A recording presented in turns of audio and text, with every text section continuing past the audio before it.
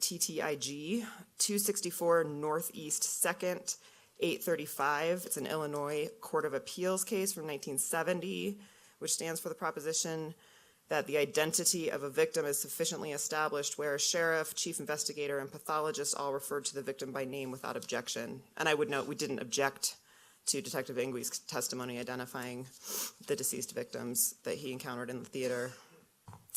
Dunn versus State, DUNN, 951 Southwest 2nd, 478. Texas Criminal Appeals case from 1997. Again, evidence sufficient to establish victim's identity when detective testified that victim had been identified and provided the name of the victim, as well as testimony from the victim's roommate, also identifying him as the victim. And Valdez versus State, VALDEZ, 841 Southwest 2nd, 41 Texas Court of Appeals, 1992. Also holding where a police officer who has found a murder victim testifies without objection that the deceased was a specific person. The deceased has been sufficiently identified to sustain the murder conviction. We would also object to any testimony from crime scene investigators or other individuals who measured, moved, or transported the deceased victims' bodies for the same reasons. That testimony would be cumulative of Detective Ingwe's testimony, and we would object under 401, 402, 403, and the constitutional provisions I referred to earlier. And then finally, also with respect to the any crime scene investigation testimony this week, I just wanted to follow up on a record I think Ms. Higgs previously made with the court that we are objecting going forward to any sort of setting the scene or describing the scene type testimony from these witnesses. I think we've had ample testimony of what the scene looked like when not only first responders but other law enforcement individuals arrived there, and we would object to any cumulative testimony on that point under the same legal provisions that I've previously cited. Well, in terms of the argument that you just made related to law enforcement officers getting emotional on the stand, I haven't heard a single objection about that. So that objection is untimely. No, we're not objecting. Hold on, I didn't interrupt you. Please don't interrupt me. You brought it up, and you said you wanted to make a record of it. I'm just telling you, when these folks got emotional on the witness stand, nobody objected, so I can't do anything about that. That is an untimely objection. You might as well have brought it up on appeal. If you're saying that in terms of your argument as to why you're objecting to the evidence that you've outlined, then I understand. I get that. But to the extent that that was intended to be an objection to the officers getting emotional, that's untimely. There's nothing I can do about that. Now, in terms of the objection, what's the people's response? Mr. Orman?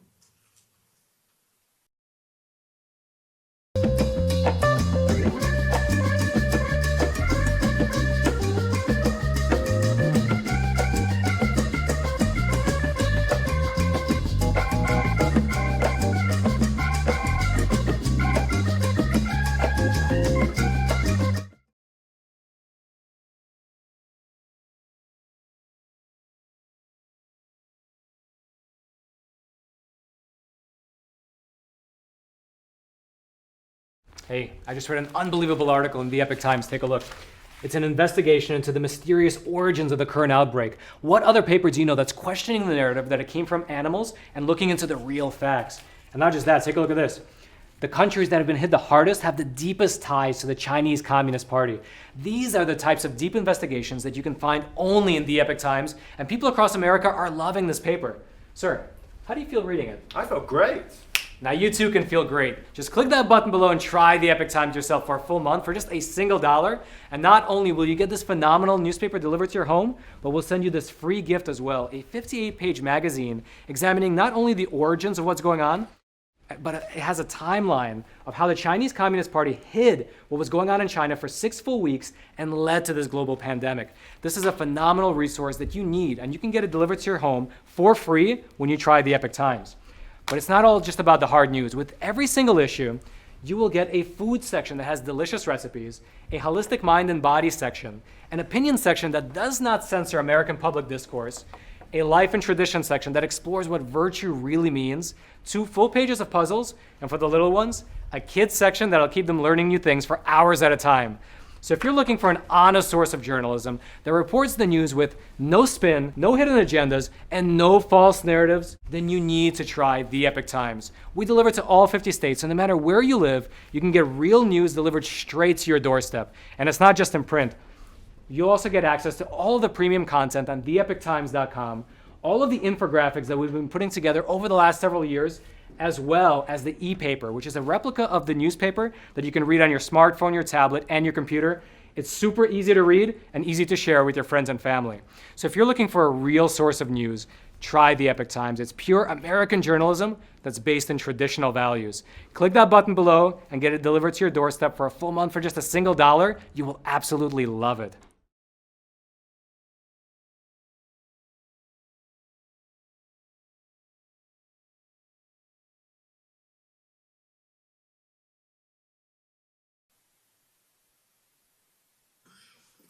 There are a number of objections there, Your Honor. The first one was to having Ms. Fisher, a criminalist with the Aurora Police Department, testify that she identified victims through their fingerprints. I haven't heard anything in any of the cases cited by counsel that indicates that is some type of improper or inflammatory testimony. Certainly there are numerous ways in which the identity of a homicide victim can be established, and that we can do that. I haven't seen any cases that say there's exclusively one and one only that can be done. I think the jury in this case is entitled to know the procedures that the police went through to conduct their very thorough investigation at the crime scene, relating to the firearms, relating to the other evidence, and relating to the victims. And the care that they took in processing the crime scene, the care that they took in identifying the victims, the care that they took in preserving evidence of the crime. I think that counsel described that as upsetting. The fact that fingerprints were taken from dead bodies is upsetting, and therefore I guess that means it's unduly prejudicial under 403. I think that's the argument. The upsetting thing is that the defendant went into a theater of innocent people and shot them. All right? The upsetting thing is the defendant shot a little girl. That's the upsetting thing. The upsetting thing is the crime. The criminalistic procedures utilized by the police to take fingerprints off of the victims, I can't see being upsetting under any stretch of the imagination. It is not like she cut off their fingers or something. She took fingerprints in a way very similar to the way you take fingerprints off of someone who is still alive. And I can't imagine how anyone finds that upsetting.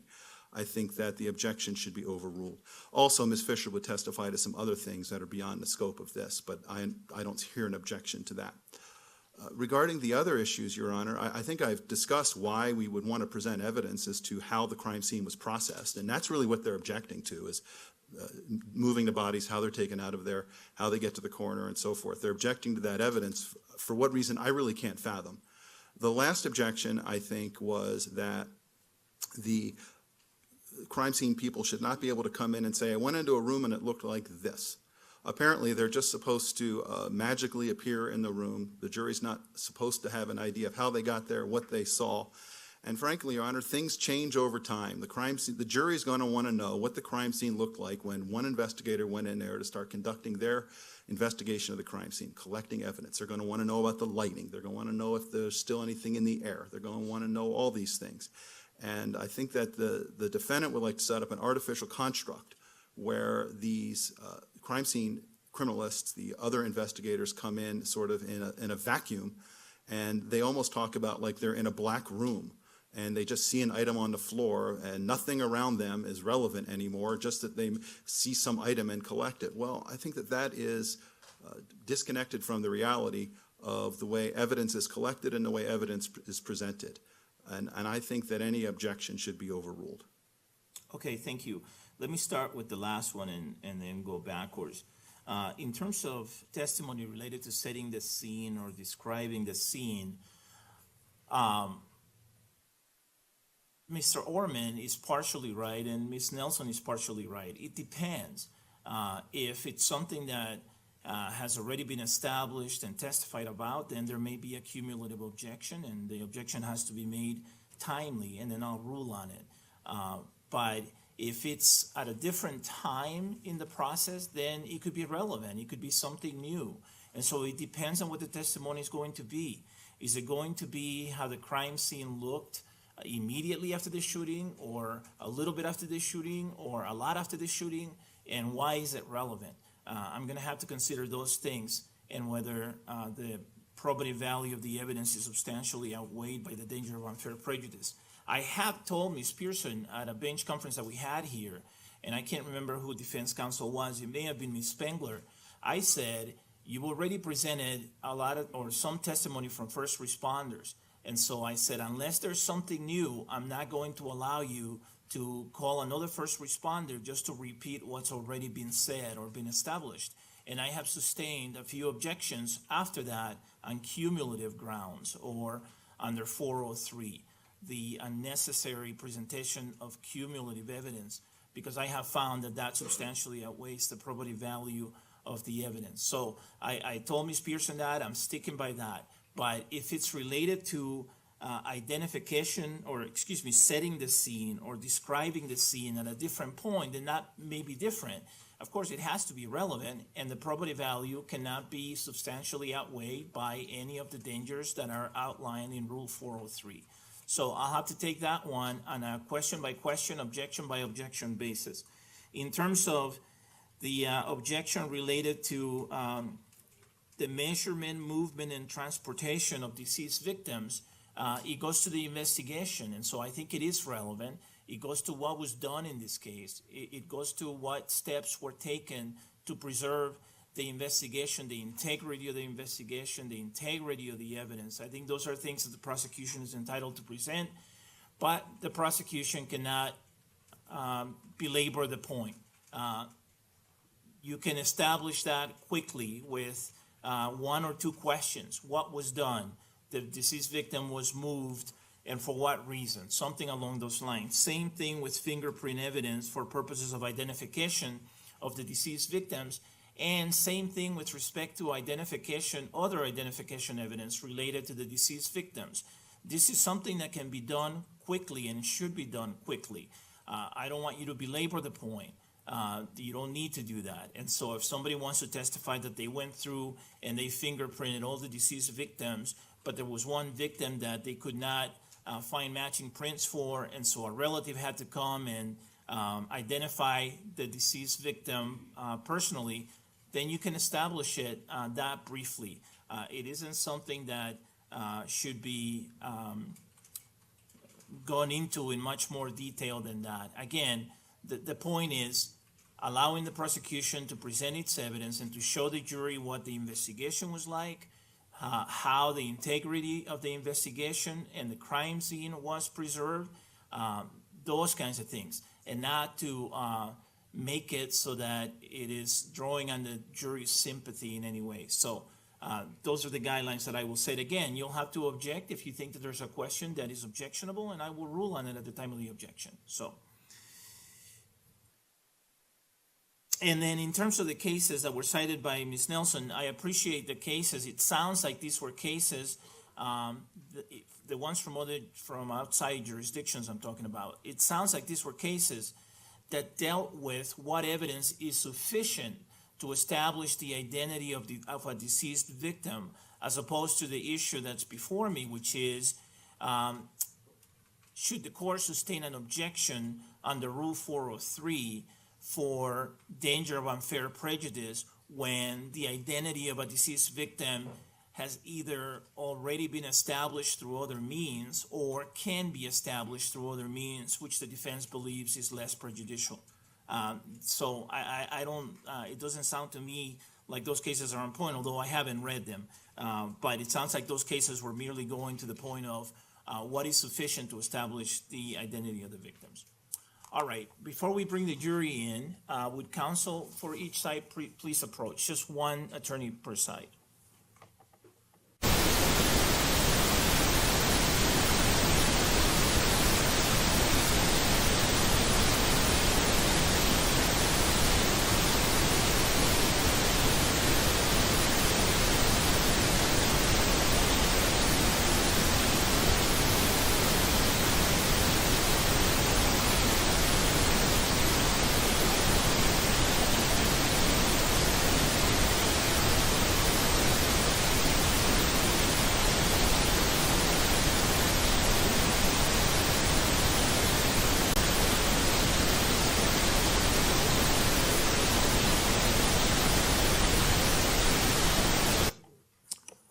All right, let's bring the jury in, please.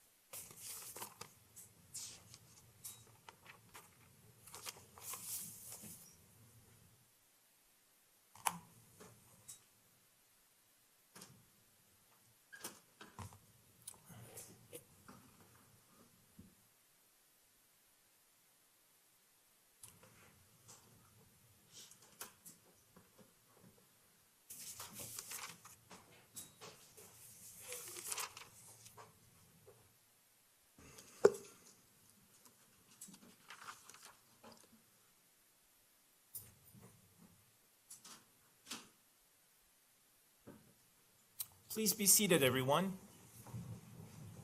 The record should reflect that the jury has joined us again. Good morning, folks. Good morning. I hope you had a good winter this weekend.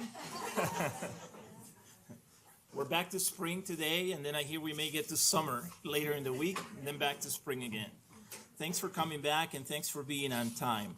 At the end of the week, last week, the prosecution had called a witness by the name of Christopher Dean Rigopoulos. And Mr. Rigopoulos is back on the witness stand at this time so that the prosecution may resume its direct examination of him. And sir, I will remind you that you're still under oath, okay? You may have a seat. Thank you. All right, Mr. Orman, you may proceed with the rest of your direct examination. Thank you, Your Honor. Sir, when we broke off for the weekend, we were discussing your qualifications, and I want to spend some more time on that. I want to talk first about training that you have participated in.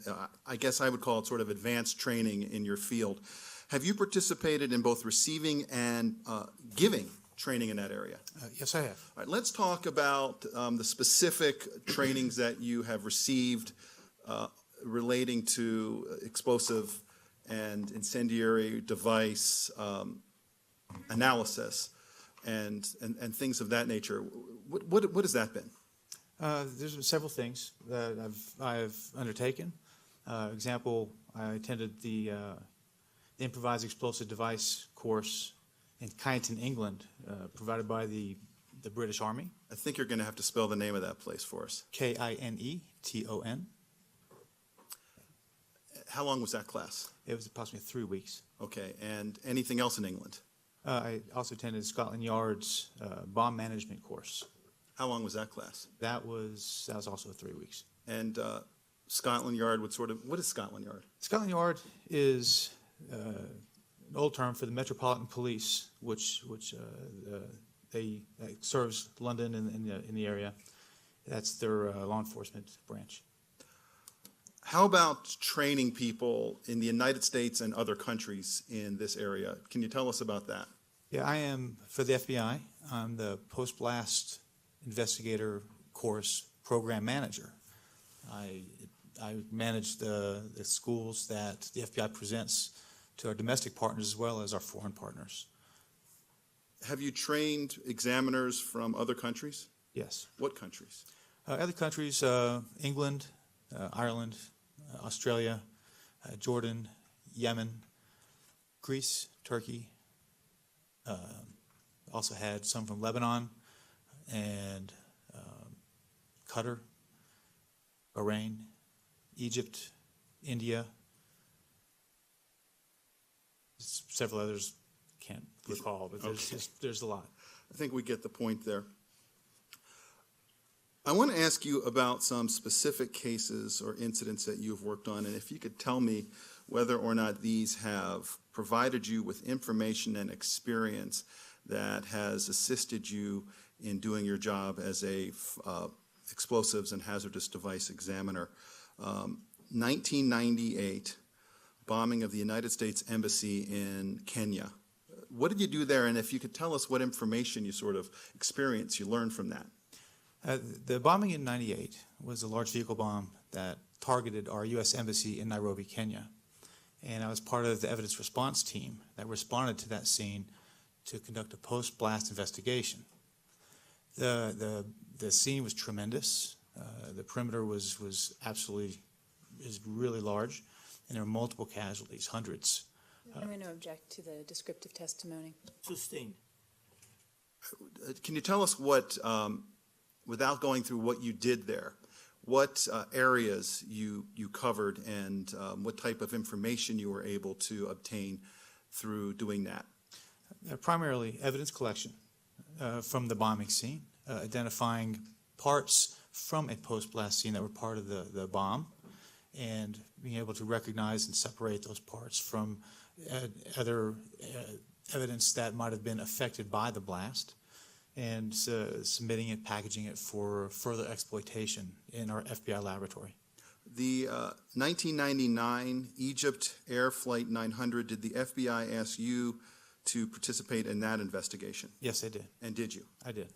September 2001, the terrorist attack on the World Trade Center in New York City, did you go and respond to that as well? I did. And without getting into exactly what you did, what type of experience did you receive from doing that assists you in your analysis?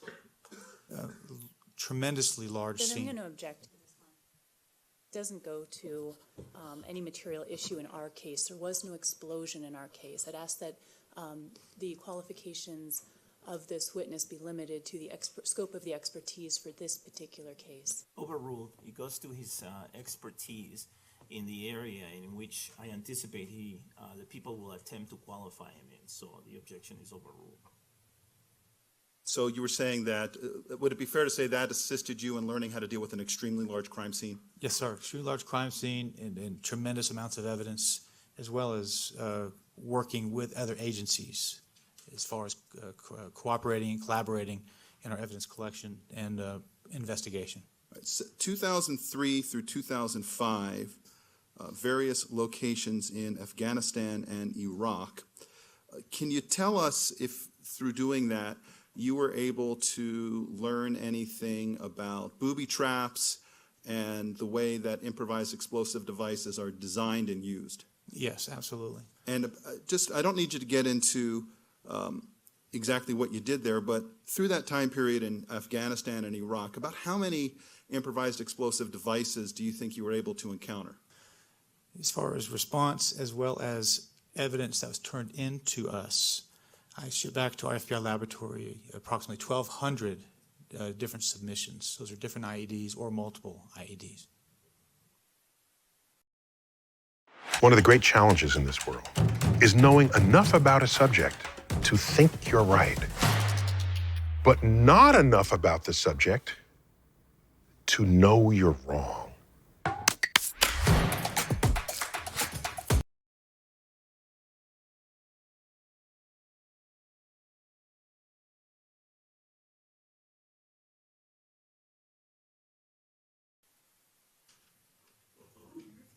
Fair to say you learned a lot about how to analyze IEDs? Yes, sir. Objection leading. Overruled. It's a follow-up. You may answer. Yes, absolutely. 2007, Banja Luka in Bosnia-Herzegovina. Can you tell us what experience and expertise, in what areas that might have helped you and what that was? That was a singular attack, a bombing attack, where someone was targeted. Judge, I'm going to note the same objection I made to this earlier. Sustained. So you can talk about what you did that assists in your expertise, but not about any of the details. Yes, sir. Okay? All right. You may proceed. So why don't you tell us about what you did that assists in your expertise? In that case, the detailed evidence collection from an IED that exploded and the detailed time that it would take in this case, a controlled environment, to be able to recover the evidence to assist the police department we were tasked, assigned with, to further their investigation. And 2010, Stockholm, Sweden, again, if you could tell us what you learned there that assists you in, and what tasks you conducted that assists you in your job now as a firearm explosives and hazardous device examiner. the Stockholm, Sweden bombing, identifying the tactics, techniques, and procedures that the bomber utilized, the evidence that we collected in this scene, identifying the different type of components that the bomber chose to use when he built the IED, as well as how he engineered it into the design of the IED, recognizing how it would function, how it would work, and the evidence crime scene was very small, so it was very efficient to be able to collect everything. Taking that information and interpreting it into a forensic report to assist the Swedish government. 2012, Beirut, Lebanon. Same question. Please limit it to the same type of answer. Similar in scope to the Stockholm, Sweden, where is a large scene where we would effectively collect evidence from a vehicle bomb. And this evidence would tie it into the design of the IED, recognizing how it would function, how the design of the bomb was placed, and how it would work and influence the area around it. Those are things that we're observing and documenting and collecting as data to help with our understanding of how the bomb was designed, what it was supposed to do. 2013, Athens, Greece. Same question, and please limit it accordingly. In this case, a bombing involving a pressure cooker and identifying the type of components that were utilized in this and how it would function. Once again, comes down to the design, understanding how it would work, and being able to relay that information to our law enforcement counterparts in Greece. And lastly, 2013, Ankara, Turkey. Can you explain? Same question. In this case, our U.S. Embassy was attacked by a suicide bomber, and the evidence was contained basically within our compound. So it was evidence collection and being able to understand the components that the bombers used in their design and how they attempted to influence the area and affect injuries on the people around them, and understanding the components, where they may have come from, how they built it, potentially where they built their devices, and relaying that information once again in a forensic report. Now, you work for the FBI. Where would we find people with equivalent expertise around the world? What agencies would they work for? Objection, Your Honor. Relevance. Overruled. You can answer. So, from my experience, we have a wide variety of investigators and partnerships and relationships that we have across the board. With people with similar experiences, are the ones I have experience with would be similar, like Scotland Yard, the Australian Federal Police. We've worked many scenes and cases together. And there are other countries that have multiple bombings we've assisted with, which are I have not as much experience with them, but there's a lot of talent out there. Have you ever testified as an expert witness in the field of explosive and hazardous devices? Yes, I have. How many times? 3 times prior. What courts? One court was in Alaska. Is that a federal or state court? It's federal. Okay. There's a court in Tucson, Arizona, federal court, as well as one on Long Island, New York, as also federal court.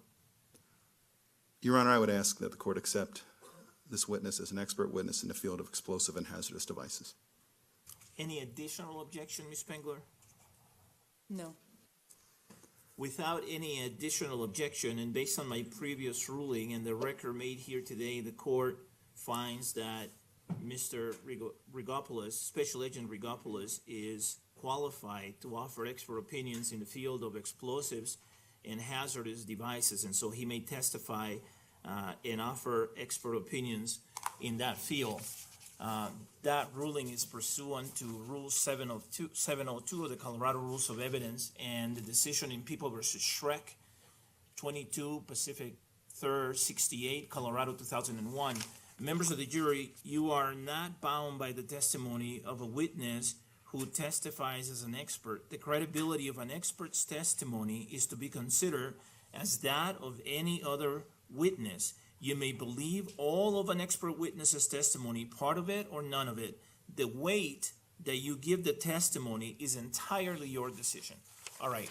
Mr. Orman, you may proceed. Thank you. Were you part of the explosives and evidence collection response to the defendant's apartment located at 1690 Paris Street, number 10? Yes, I was. When did you get there? We got there on the Friday evening into Colorado. So the late evening of the 20th?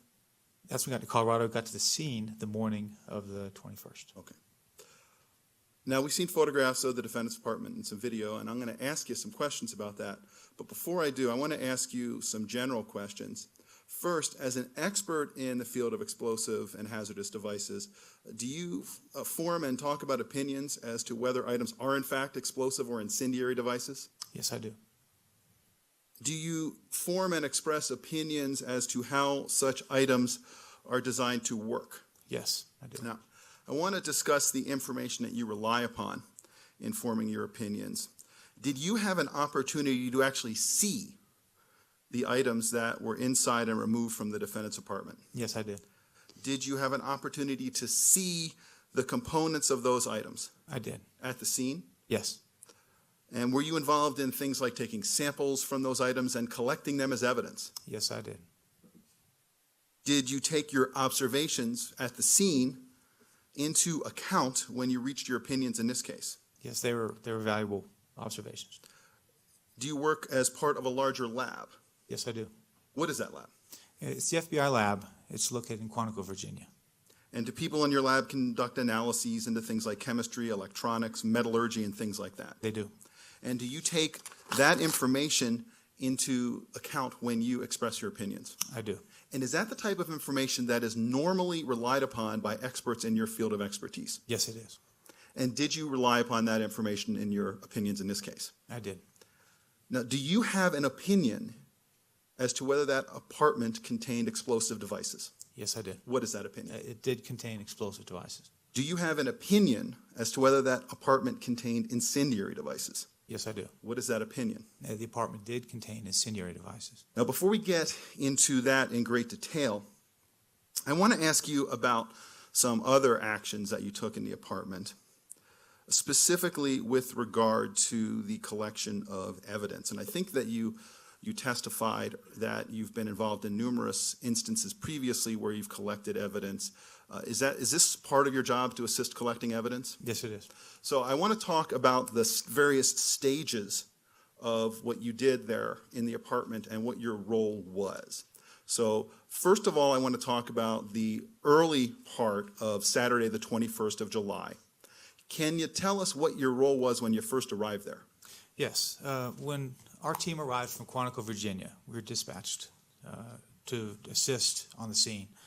We arrived, myself, and I have a counterpart from our counter IED unit. He's also a special agent bomb technician. His role is on the pre-blast side. My role is more on the post-blast side, as I described earlier. So we were there as consultants to the bomb technicians on the scene as they're formulating their plan to render safe the problem at hand, and as they've evaluated it for the day and a half. Okay, so I want to talk about were you involved then in the actual render safe procedures? In a peripheral manner. And just in general, in your opinion, what does render safe mean? Render safe it's a operation where you're making the bomb in a condition where it will not function. And then it can be collected as general evidence. So is the idea to get it to go off or the opposite? The opposite. And do bomb techs and people in your field train not to set the stuff off? That's correct. Do you recall how long it took for that render safe operation to be completed? The render safe operation started pretty much when the sun came up Saturday morning. I want to say around 6 a.m. And it went to approximately 4:35 p.m. that afternoon. GoGuardian Teacher provides a digital window into student online activity, so teachers can see what students are doing on their devices and whether their students.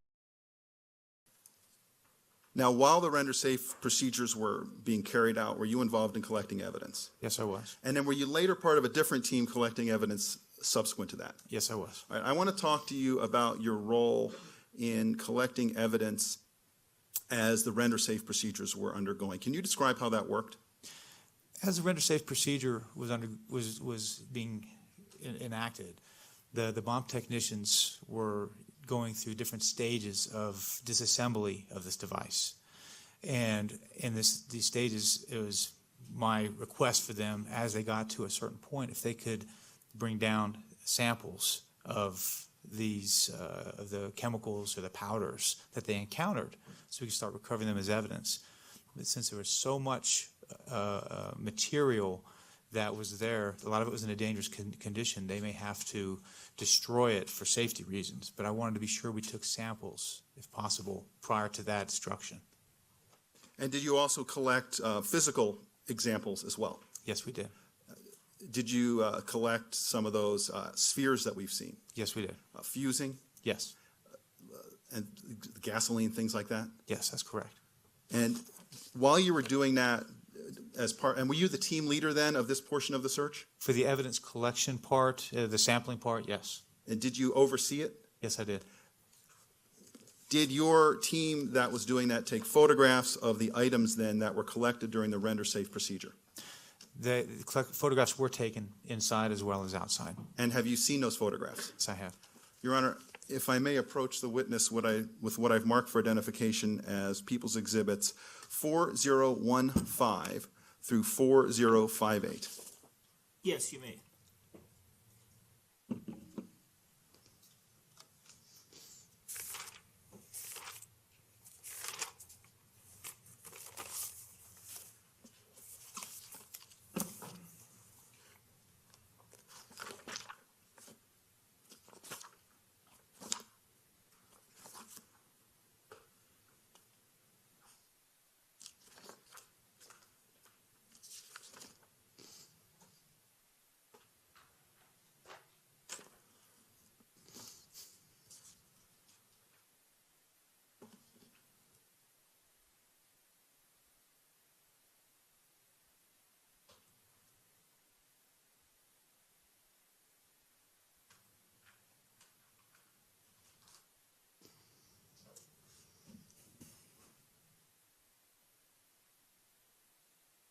I'm sorry, it's 4048. I misspoke, Your Honor. Okay, so it's 4015 through 4048.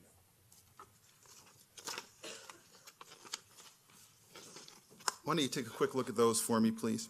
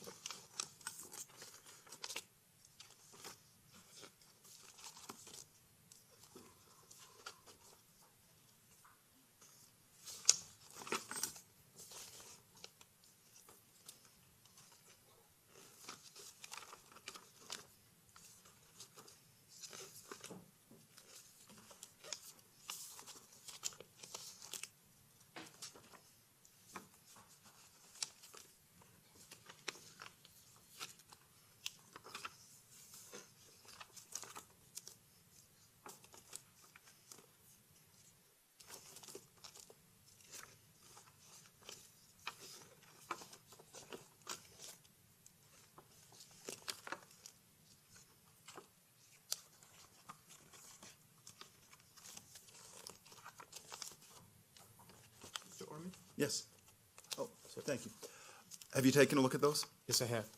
Do those accurately depict the evidence items that were collected as part of your evidence collection during the render-safe procedures? Yes, they do. Your Honor, I move to admit. Any objection, Ms. Spengler? Yes, Your Honor, I object to several of the photographs as cumulative to physical evidence and photographs the jury has already received and has already been admitted into evidence, if I may approach to identify those. Sure, or you can just identify them by number if you want from counsel's table. If you want to make further argument, you can approach, or if you're just going to identify them, you can identify them from counsel's table. Okay. 4018 as cumulative to physical item evidence 898, which is the cooler. Same with 4019, also a picture of the cooler. It's been admitted as evidence, and there's another photograph, 4017, that we do not object to, that also shows the condition of the cooler. 4020 is also cumulative. Do not object to 4021. 4022 and 4023 is cumulative to 4021, as well as the glycerin bottle that was received into evidence at 899. 4030 is cumulative, as is 4029.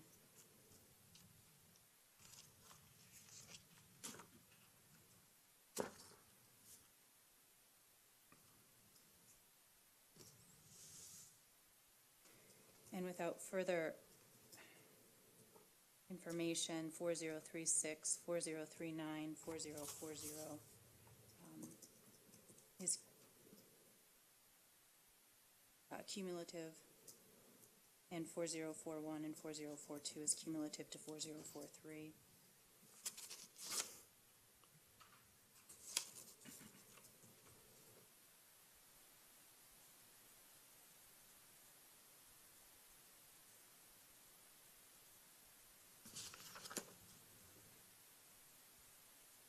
So,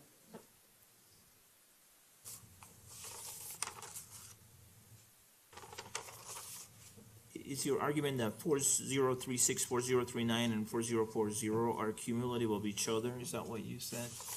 they could be cumulative of each other. Without additional foundation, it's difficult to know. They're all identified as a dark order. They all have different exhibit numbers on them. They're separate samples collected, Your Honor. All right, could I see those pictures, please? Thank you.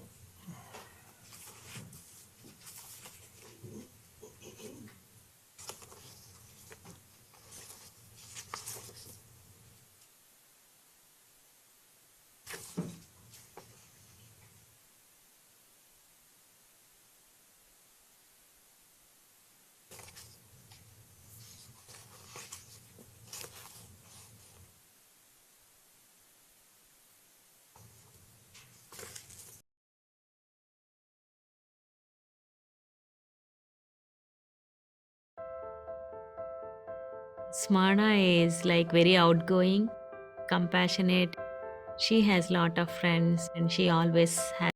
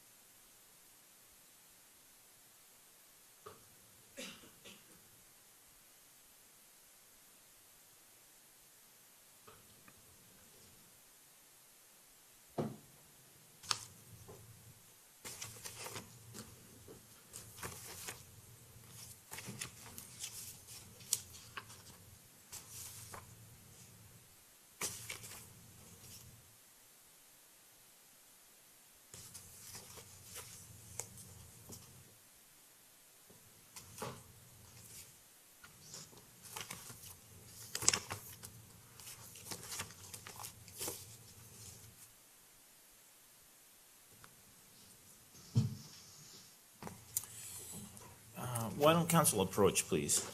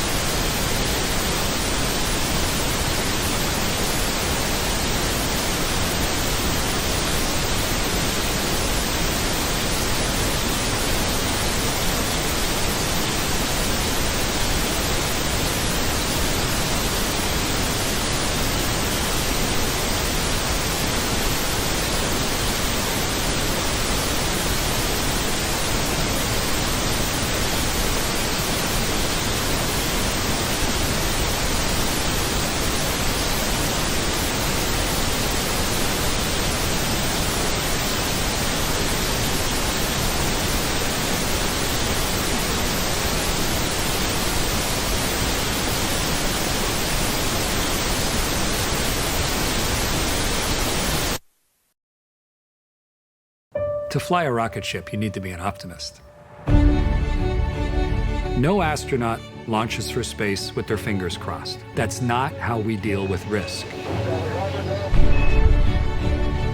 What I learned from 21 years as an astronaut is that the more you know, the less you fear. The reason I wanted to do this masterclass is to share the hidden depths of purpose that are behind space exploration. When the clock hits 0, start focusing in, thinking of nothing else but the moment that you're in. Study every system on a spaceship, and then boil it down to what I call a one-pager. You've got to be able to solve your problems in one breath. You have to push your lungs forward through the drag of the atmosphere.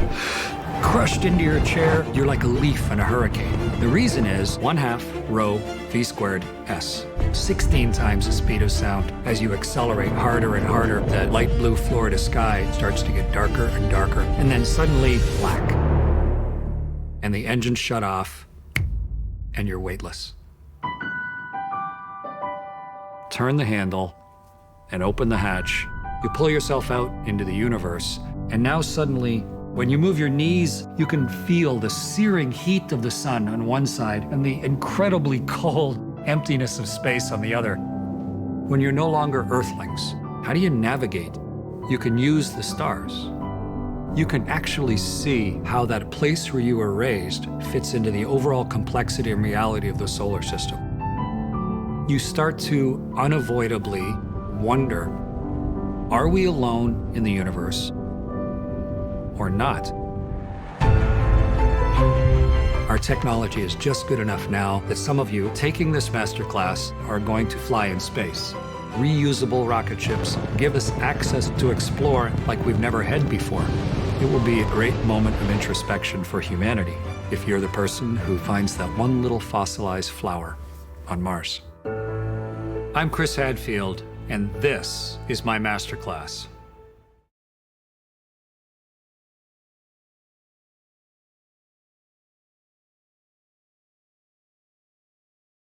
If you've never heard of UPAC, that's okay.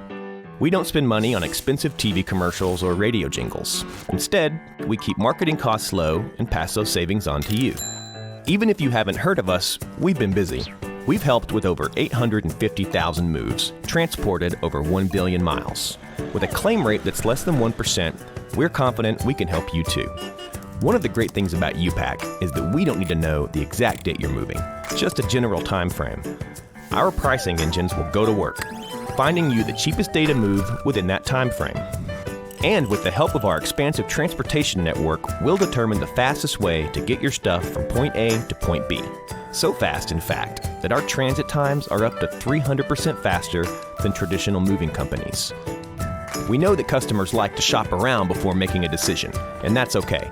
Just know that with UPAC, you get an instant, all-inclusive price. No surprise charges, no deposits. The price you see is the price you'll pay.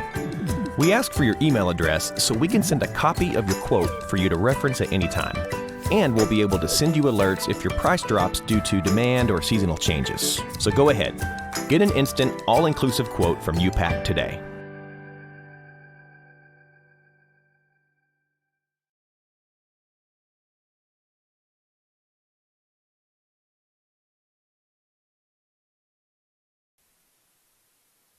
All of the objections are overruled pursuant to Rule 403 of the Colorado Rules of Evidence. Here you go, sir. Thank you. I may have put some of those out of order. I'm sorry. All right. You may proceed, Mr. Orman. Over objection, People's Exhibits P-TR-4015 through 4048 inclusive are all admitted and may be published. Thank you. Did you take samples from the frying pan? Yes, we did. And from the glycerin bottle? Yes, we did. And from any of the spheres? Yes, we did. What samples did you take from the spheres? There was a black powder sample that was recovered. And how about samples from, there were some half spheres on top of those pickle jars. Did you take a sample of that? Yes, we did. And then there was like a mortar and pestle in the middle. Take a sample of that? Yes, we did. Objection to the form of the question. Counsel's testifying. Overruled? Did you take a sample of now those the liquid that was in those soda bottles? Yes, we did. I want to go into more evidence collection. After you collected all of the sort of explosive stuff from the render safe operation, did you turn over the scene to someone else? Or turn over the evidence collection to someone else? The evidence collection was suspended until another search commenced. All right. When did that start? After 5 p.m., I believe. Were you part of that? Yes, I was. And who was in charge of that search? Special Agent Leslie Copper of the Denver FBI field office. What was the purpose of that search? That search was the general evidence collection from all the items from the apartment, for the case investigation. And did you see all the items in the apartment? Yes, I did. And did you participate in that evidence collection? Yes. So if I showed you photographs of the evidence as it was in the apartment, would you be able to identify that as, yes, that was an item in the apartment that was collected? Yes, I could. Now, I'd like to talk about the way that the FBI documents this.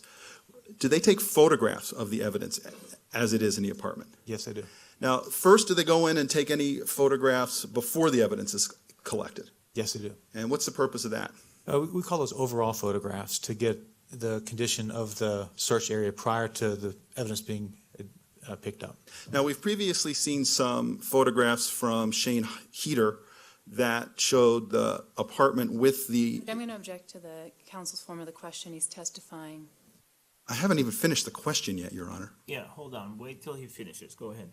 Now, we've previously seen some photographs from Sergeant Heater that have shown evidence, explosive items in the apartment. Would the overall photographs taken by the FBI evidence response team be different than those? Yes, they would. Why is that?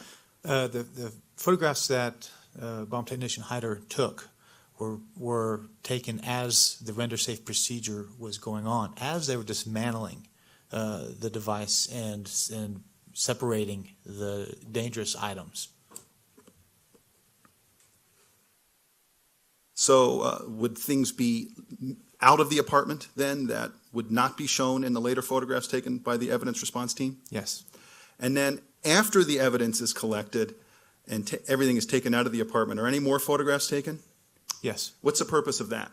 To show, once again, the condition of the area to be searched prior to the evidence collection actually commencing.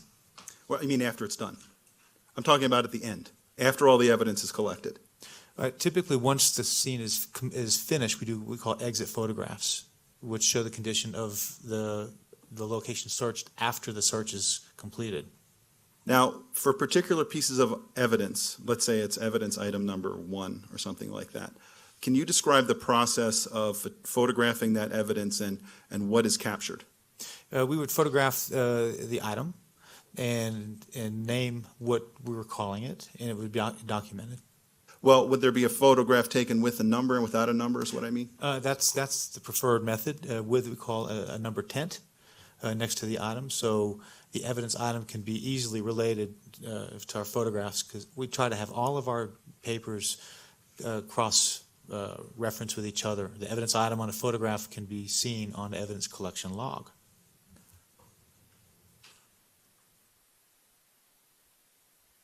I'm going to show you some photographs, Your Honor, if I may. Okay.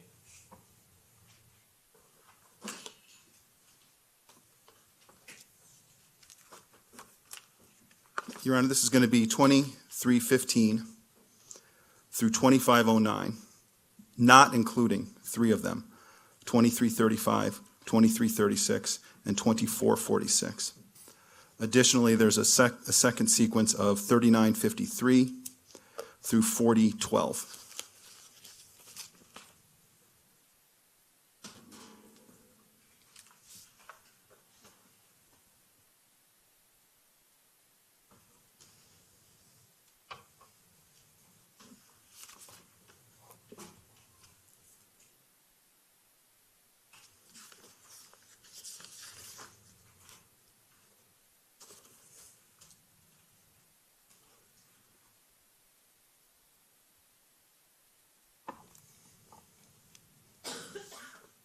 Why don't you take a look at those and let me know when you're done so I don't just stand here.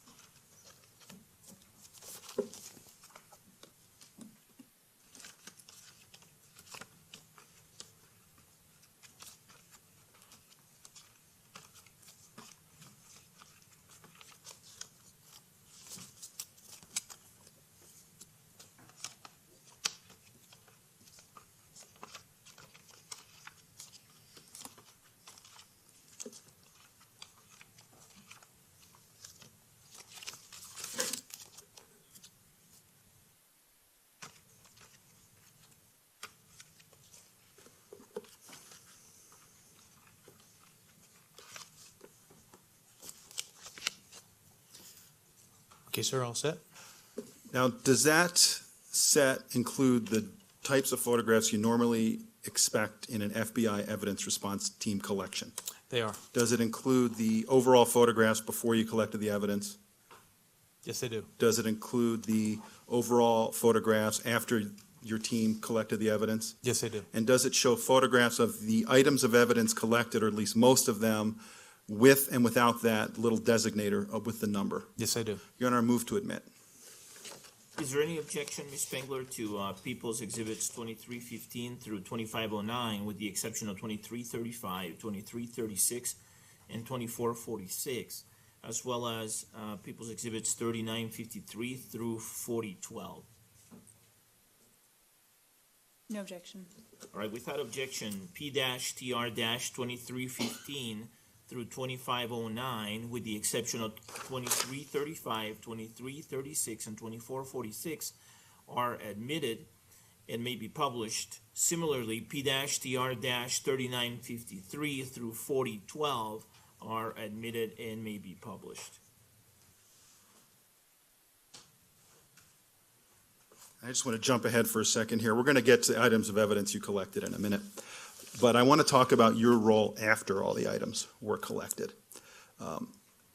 Can you tell us, so after everything was collected out of the apartment, or at least all of the FBI items were collected out of the apartment, what was the procedure for getting those items to your lab?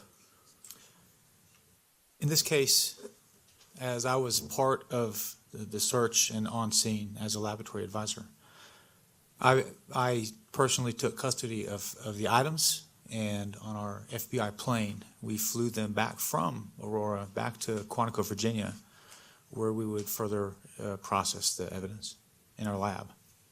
So you literally flew with it back to Quantico? Yes, I did. Can you tell us about what you did then at the lab? So you've taken this stuff personally from Colorado to Virginia. What do you do with it when you get it to Virginia?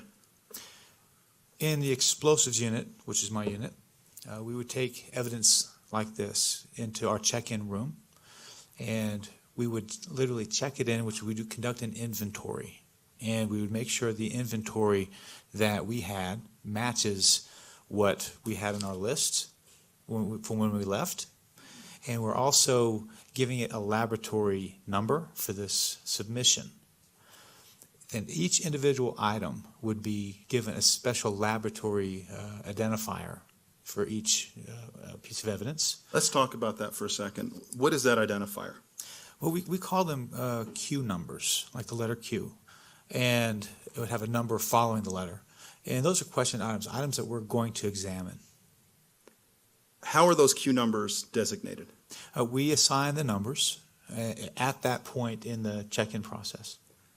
When you look at the photographs from the group of photographs where you were overseeing everything, and then the group of photographs where you participated, but Agent Copper was overseeing everything, some of the numbers overlap, like you might have two different number ones from the evidence collection. Why is that?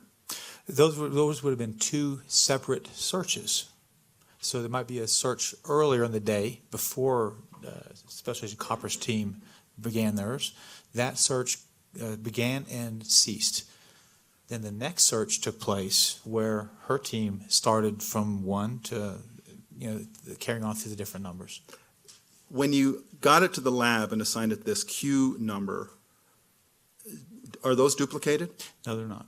So even though it might be number one on yours and number one on Ms. Copper's list, would it have a different Q number? It would have a different Q number, as well as each individual evidence item would have a reference to what the original number was at the field office. Now, does your team then do all of this at the crime lab in Quantico? Yes, we do. And did you oversee this? I did. And did you see all the steps of it? I managed it, yes. And you were in the room? Yes, I was. Okay. And as part of that, does the lab take a photograph of the item as it looks when it enters the lab? Yes, we do. And do you also, with that photograph, include the Q number, so if an item wants to be referenced by Q number, you can figure that out by looking at the photograph? Yes, we do. Also, when evidence is packaged after this, does a Q number go on it? Yes, it does. So if someone wanted to look at a package of evidence that had a Q number on it written by the FBI and they wanted to know what it originally looked like at the time it entered the lab, would there be a photograph available to show that? Yes. And have you seen those photographs? Yes, I have. May I approach the witness with what I've marked for identification as People's Exhibits 4305 through 4507? Yes.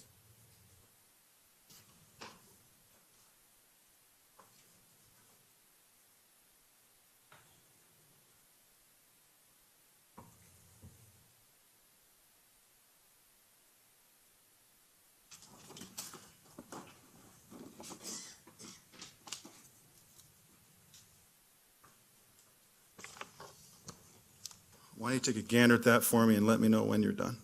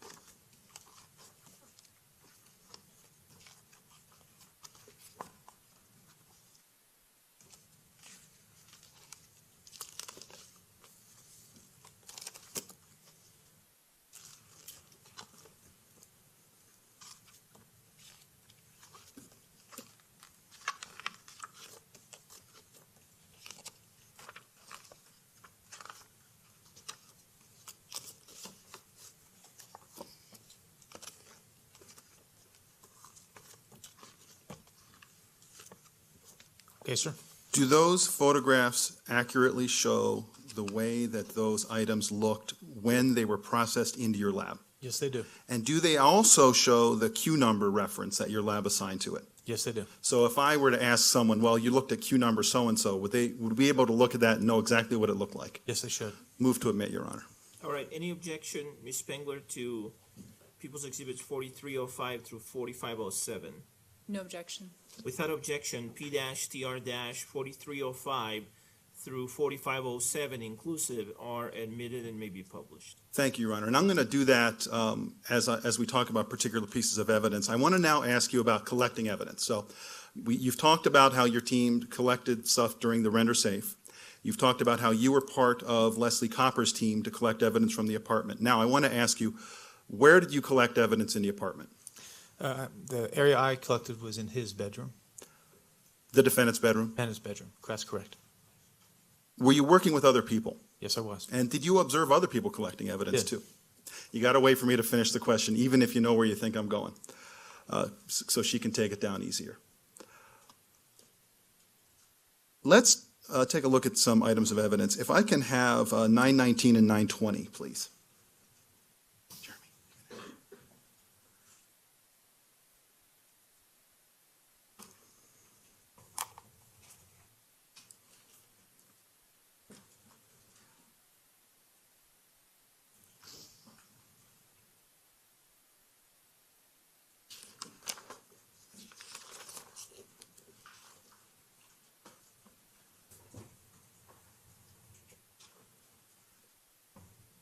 All right, how about this? Just hand me what's on top, and we'll just do it that way.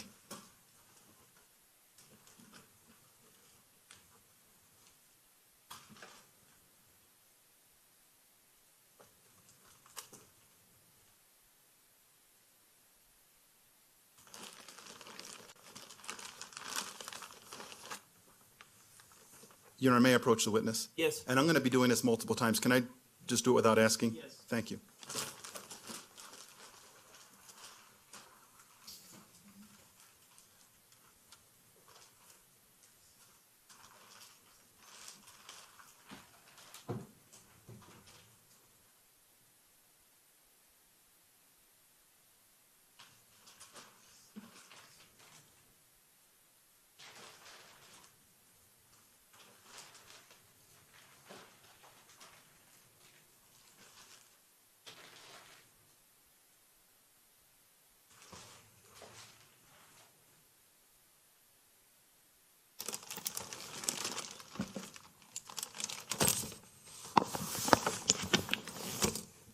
I've handed you what's been marked as 376 and 953, I believe.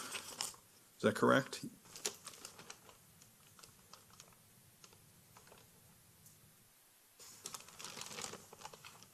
Yes. Okay, what's that first one?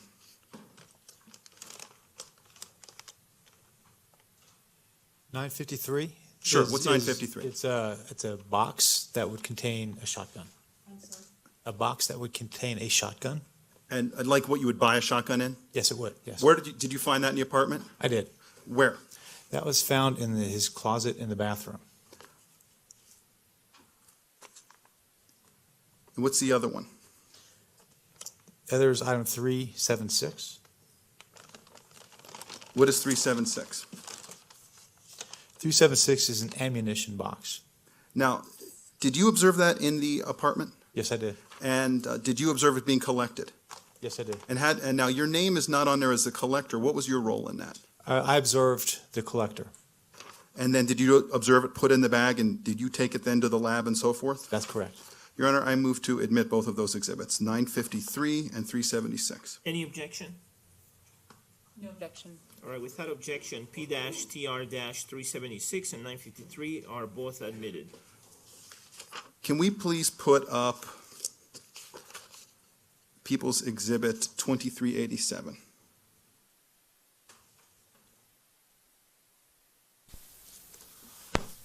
What is that? That's the box the shotgun would have been in.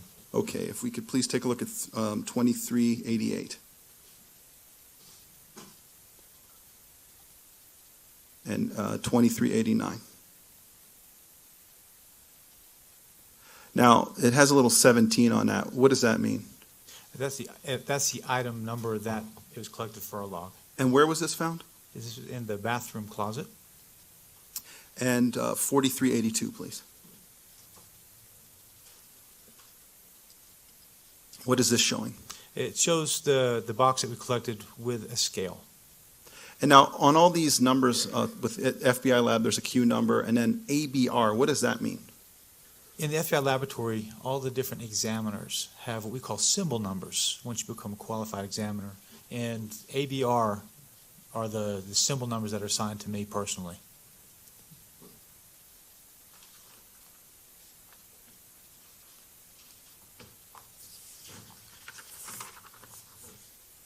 All right, I'm going to now show you what I've marked as 919 and 920.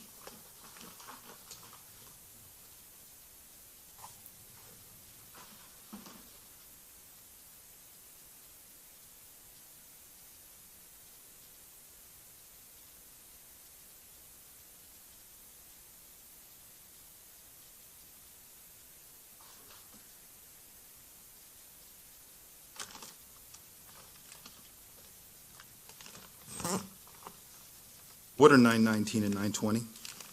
919 and 19 and 920, they are pistol cases, plastic boxes. Did you find those in a defendant's apartment? I did. Where? I found these in his drawer, the defendant's drawer in his bedroom. Move to admit 919 and 920. Any objection? No objection. Without objection, P-DR-919 and 920 are admitted. If I could please display 2411.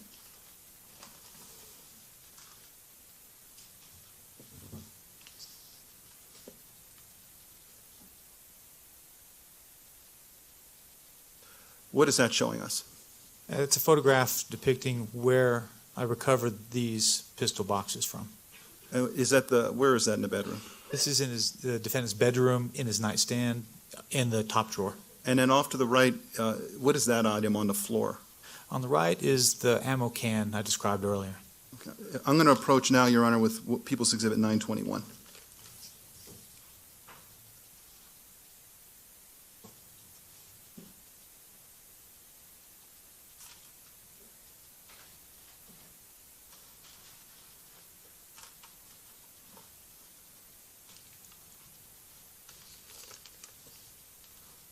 What is that? This is a wall calendar. Where'd you find that? I found this on the wall of the defendant's bedroom. Move to omit 921, Your Honor. Any objection? No additional objection. Without any additional objection, and based on my previous ruling, P-DR-921 is admitted. If we could please show 2408.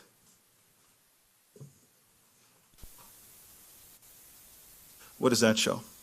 That's a photograph depicting the calendar I just described hanging on the wall of the defendant's bedroom. Now, one thing I noticed on the closet, there's this yellow thing with the letter I on it. Was that in there originally, or is that something you guys put in there?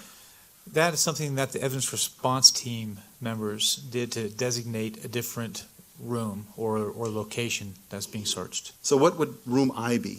Room I in this instance is the closet. If we could please put up 4395. What is that showing? That's a photograph depicting the calendar as taken in our laboratory. Now there's a symbol on a particular date. What date is that? That is the 20th of July, 2012. And so the record is clear. Can you describe what that symbol looks like? It's evident for the jury. They can take what they want. It would be an improper characterization. Well, he can describe it, but I will remind the jury that it's up to you to figure out what is depicted on there. You're not bound by this testimony. This is just his observation. Go ahead. We observe on the 20th, it's a circle with the number 1 inside of it. And then there's, we call it an infinity symbol that goes laterally within the circle. Thank you. If I could please have 922.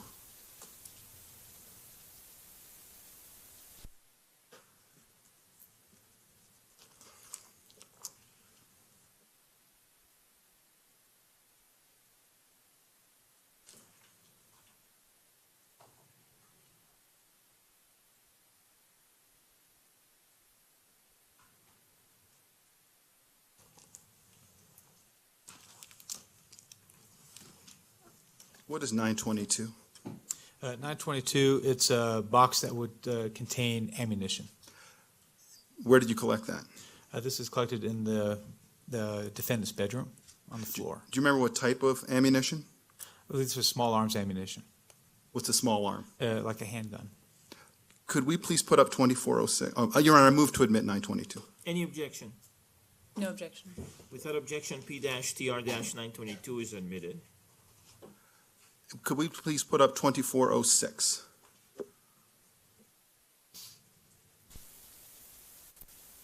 And what is that? This is a photograph depicting the box in question as we found it in the defendant's bedroom. And 4393, please.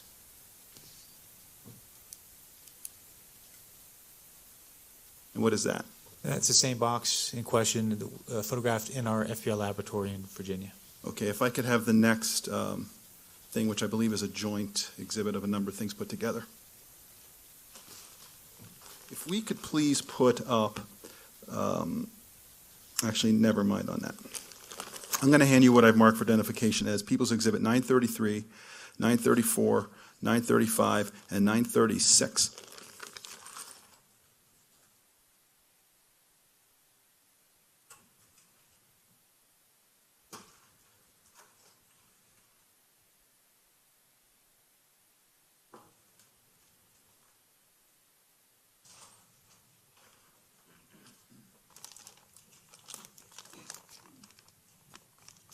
Can you tell me what those are? There's multiple items in this packet, including a U.S. passport. Well, that's 933, right? That's correct. What's 934? Would that be a gun cleaning kit? 934 is a gun cleaning kit. What's 935? 935, it's miscellaneous ammunition that would go with a rifle. And 936? 936 includes 2 handcuff keys. Where did you find those items? Recovered these items out of the defendant's dresser in his bedroom. Your Honor, move to about 933, 934, 935, 936. Any objection? No objection. With that objection, P-TR-933, 934, 935, and 936 are all admitted. If we could please put up 4322. What's that showing? A photograph taken in our laboratory of the defendant's passport. I'm sorry, if we can show 4325, please. What's that? A photograph taken in a laboratory of the gun cleaning kit. 4326. What's that? A photograph taken in a laboratory of miscellaneous rifle ammunition. And this was found in his dresser. That's correct. And 4327. This is a photograph of the 2 handcuff keys taken in our laboratory.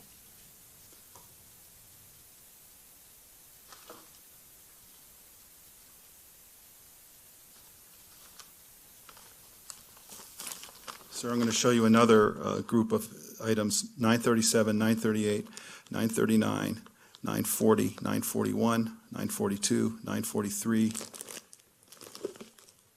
946, 947, and 948.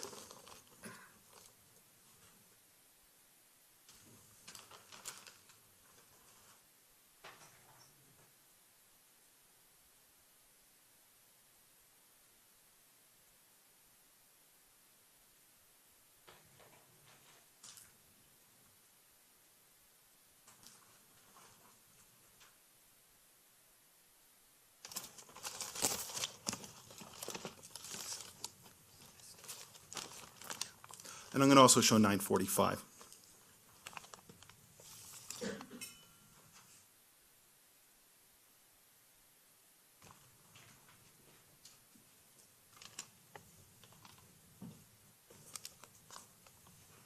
Would it be fair to say this is a group of items taken from the same spot?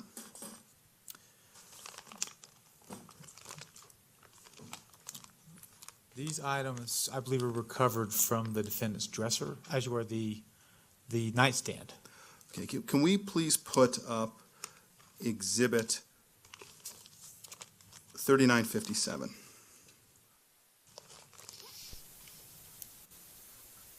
What is this showing? This shows the items that I'm holding in situation, in the location where we recovered them in the defendant's bedroom. Move to admit, Your Honor. Any objection? No objection.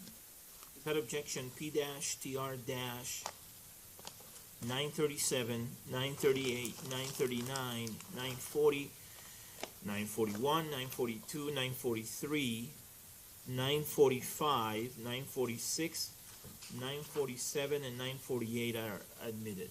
Thank Did I you. get those right, Mr. Orban? Yes, I think so, Your Honor. I want to show you some pictures and just ask about these so we can see them. Can we please put up 4488? What is that? That's an instruction manual for a Smith & Wesson rifle. And that was found in the location you just described? Yes, it was. All right, if we can go to the next one, which is 4489. What is that? This is the manual that was found in the same location about a drop holster. 4490. 4491. What are we looking at there? This is a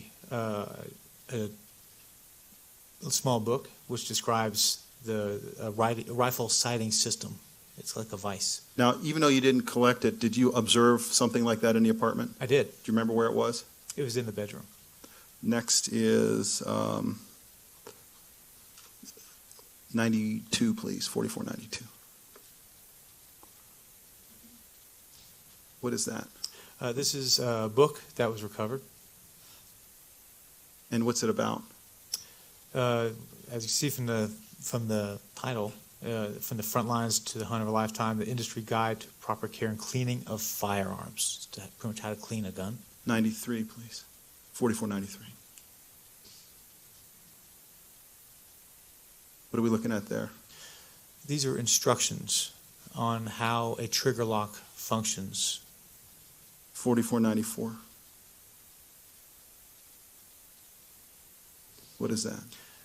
This photograph is depicting an owner's manual for the shotgun that was in the Remington box. 4495. What is that? This is a document used for the maintenance of like a gas mask. Okay. 4496. What are we looking at there? This is the handbook for how the Glock pistol would function. 4497. What is that? This is a box and some peripheral items for a red dot sighting kit. 4498. What is that? This is like a type of receipt from Bass Pro Shops for receiving a weapon. 4499. Now it's a little, can you read that? Because it's a little washed out on this picture.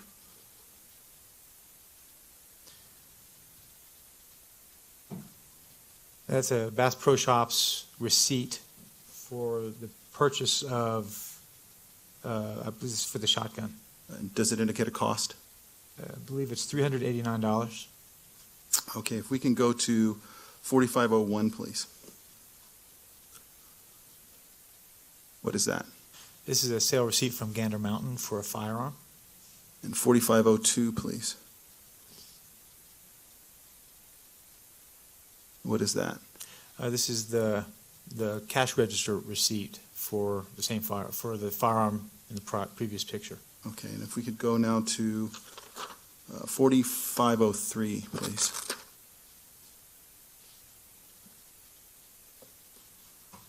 What is this? This is a business card that was recovered in the defendant's dresser. And 4504. What is that? This is a photograph of the same business card from the defendant's dresser, but this is the other side of the card. 4505. What is this? This is another receipt that's unsigned for a firearm sale. And 4506. What is this? Another cash register receipt for a firearm. And what kind of firearm? This is for the Glock 22 pistol. Can you tell the date on that? Appears to be May 22nd, 2012. And last in this series, 4507. Thank you.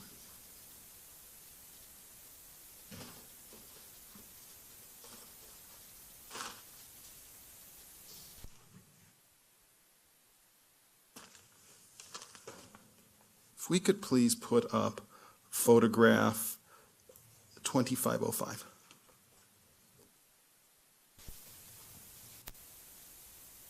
What is that? That's a pair of Levi's blue jeans. And did you collect anything from the pocket? Yes, I did. What is that visible there, sticking out of the pocket? Yes, it is. And let's go to photograph 2416. What is that showing? This is a photograph of a metal ammo can in the defendant's bedroom. Did you collect that? Yes, we did. I'm going to approach Your Honor with People's Exhibits 949 and 950. Okay.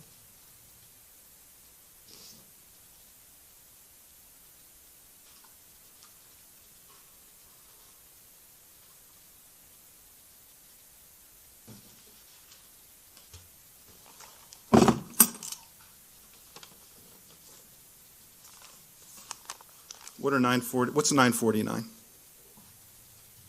949 is that index card in the picture that was inside the pocket of the blue jeans. Can we please put up photograph 4485? Actually, yeah, 4485. Is that the index card? Yes, it is. Move to admit 949, Your Honor. Any objection? Objection. Without objection, it is admitted. That's P-TR-949. And 950, where'd you collect that from? That was from the defendant's bedroom floor. Move to admit 950. Any objection? Without And- objection, P-TR-950 is admitted. If we could please put up 2417. And again, does that show that with the evidence flag in there? Yes, it does. If we could, if I could please have 951 and 952.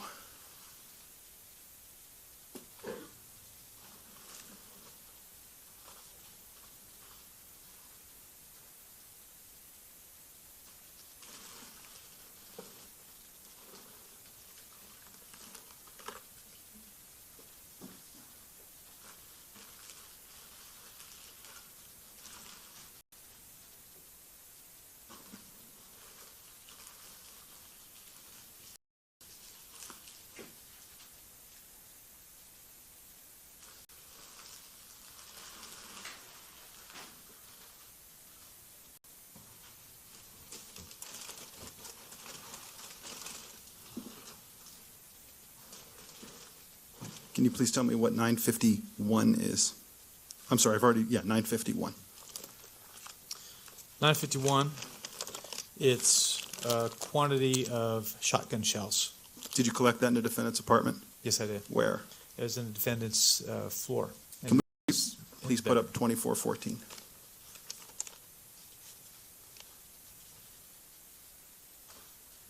I must have written it down wrong. How about 2404?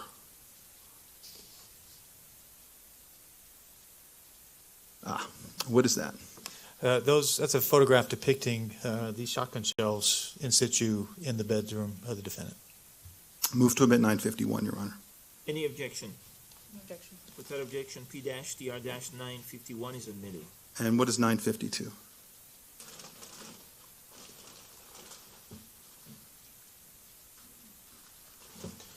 .952, it's a quantity of shotgun shells. And there's a box associated with that. Is that the same box that it came in? Yes, it is. Is there like a name on the box or anything like that? The name is Remington. Okay, is there like a shipping label or anything like that on that box?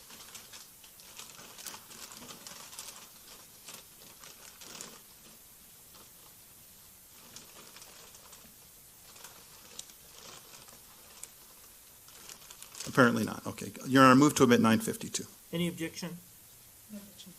Without objection, P-TR-952 is admitted. Mr. Roman, would this be a good time to take our morning break, or are you almost at the end of your direct examination? Well, I think I have one or two items of physical evidence, and that might be, and when we're done with that, that might be a good time to do it. Okay, let's do that. Thank you.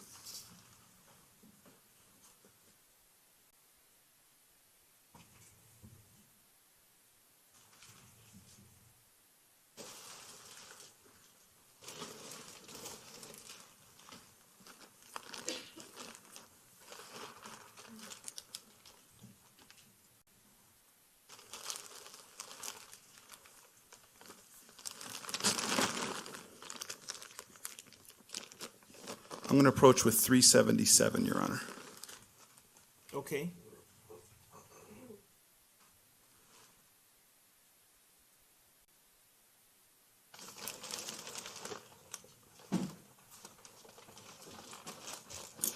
What is that? 377, it's a quantity of targets. And where were they collected from? They're collected from the defendant's bedroom on the floor under the window. Did you observe those collected? I did. And then did you take them to Quantico? Yes, I did. And were those actually are those the targets you saw collected and then you took to Quantico from the defendant's bedroom? Yes, they are. Move to admit, Your Honor. Any objection? No objection. Without objection, P-TR-377 is admitted. And Your Honor, what I'd ask to do just very briefly is have Special Agent Rogopoulos stand up and show the individual targets so the jury can see them. All right? It's very heavy. I don't want to pass it around necessarily. And can I assist, Your Honor? Yes.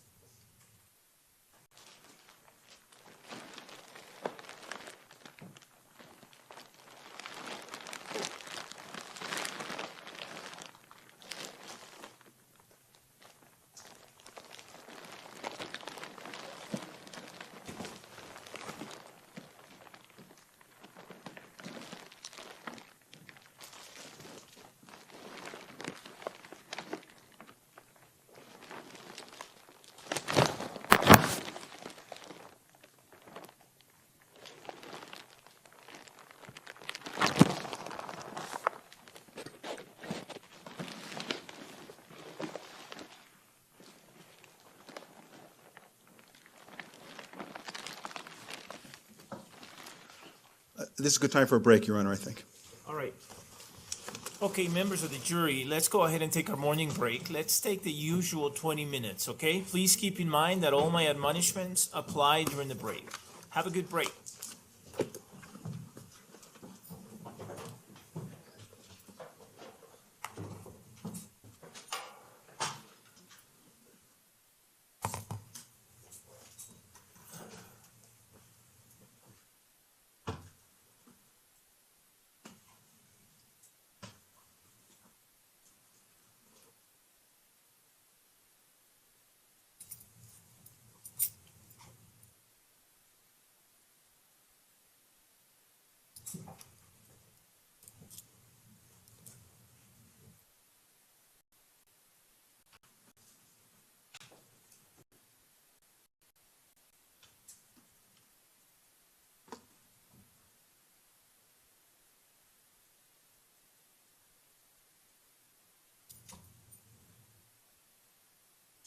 The record should reflect that the jury has exited the courtroom now. Counsel, I'll see you back here in 20 minutes. The court will be in recess. Do you want me to move that to the evidence table, Your Honor? Please. Okay. Thank you. The court is in recess.